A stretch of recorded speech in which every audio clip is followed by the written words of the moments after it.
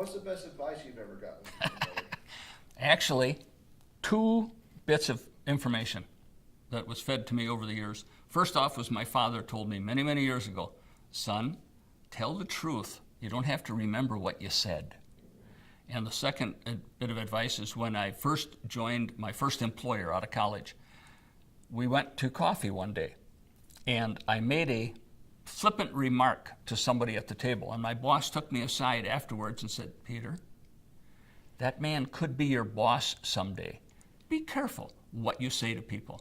And that has kind of rang true, and I've used that all the rest of my life. I try not to mouth off to someone or be flippant unless I know them real well.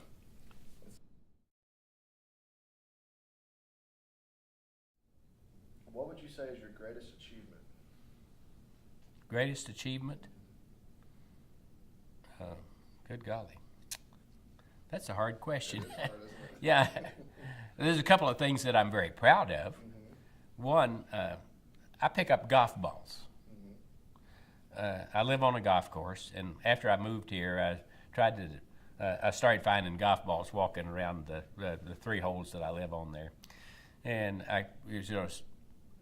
of course, I can't lose that many, and I couldn't give that many away. So I thought, well, what am I going to do with these? So I started cleaning them up and selling them. I pick up about 3,000 golf balls a year. I wash them up and clean them up and sell them for $5 a dozen and give the money to Habitat for Humanity. I've sent them $22,000 since 2006. I'm going to buy somebody a house. Take $75,000 to build a Habitat home here in Bentonville, and I'm a third of the way there. People say, well, what can I do? Well, there's lots of things people can do, and you just set your mind and pick something that you can do, and just do it.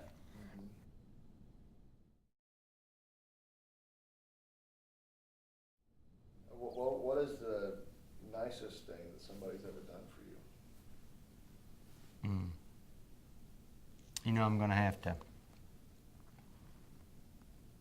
tell you about, the chapter that you don't know about. I don't think you know about. And I'm going to try to smile through all of this, but I may have to stop as I'm telling it, and I'll make it brief. But 1997, about 3 months after our last child was born, who, by the way, I delivered in the car on the way to the hospital. That's another story.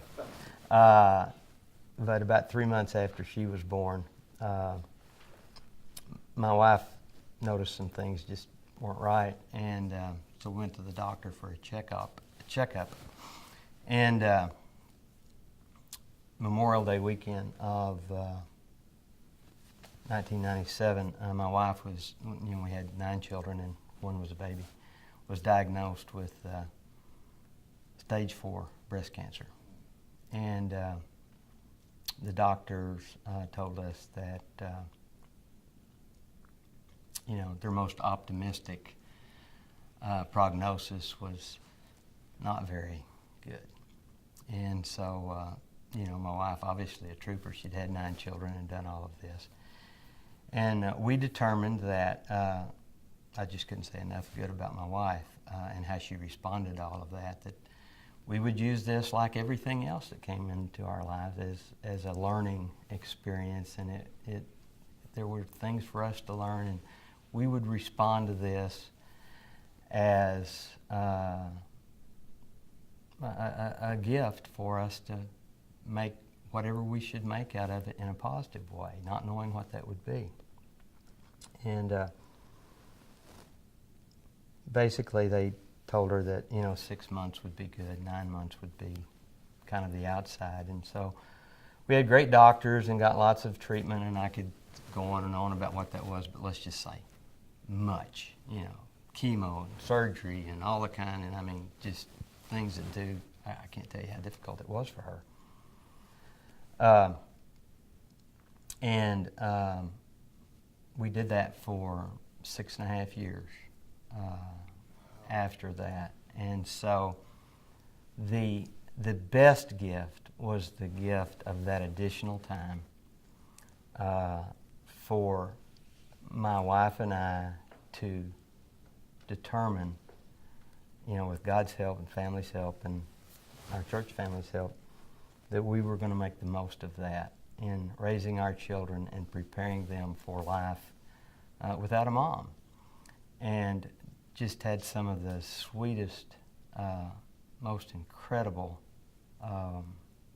experiences in all of that. And, you know, if I wish you could meet my children and ask them about it and let them tell you what they saw in their mother and how they helped each other and how they saw our community take care of us. We go to a small church, about 80 families at that time.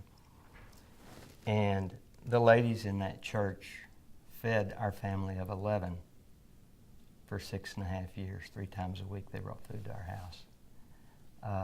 And, you know, and that's just some of the physical. I have 2 aunts who came to our house every Wednesday and did the laundry, changed the beds, had fun with the kids. It's one of those things you would never order, you would never ask for it, you would never even wish it on anyone, your worst enemy, you know, in the world. But God used that to develop us in a way that we're grateful for. And you know, I'm talking about it and smiling. Sometimes I can't, but today I can. And I could go on and on about how people served us in that time and how God used that time as part of our life story and part of our development. And it's the best gift I ever got.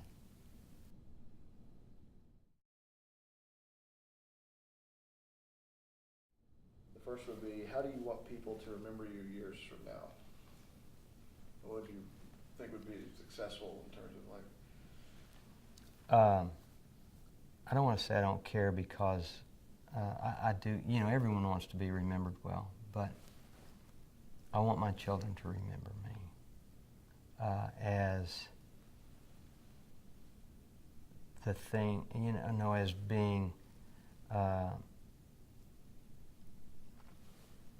kind of dad that led them and encouraged them and cared about them and provided the things that they needed to be what they need to be, and was the same guy at home that someone else might have said, well, yeah, we did business with him, or yeah, he was in our group, or yeah, he was that.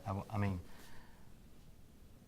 I want them to say, no, but he was my dad, and I saw him every day, and I saw him at his worst, and he sure was a long way from perfect, and he made lots of mistakes, but he was this, and this, and not have to listen to somebody maybe say something good about me and say, no, he really wasn't that way. He might have been that way. He was your boss, but he wasn't. I want, it matters most what my children think of me.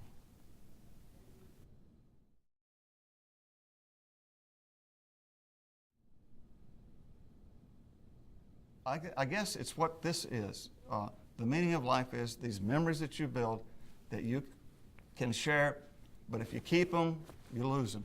So you got to give them away. I think that's what you guys are doing. What do you think the secret of happiness is in our life?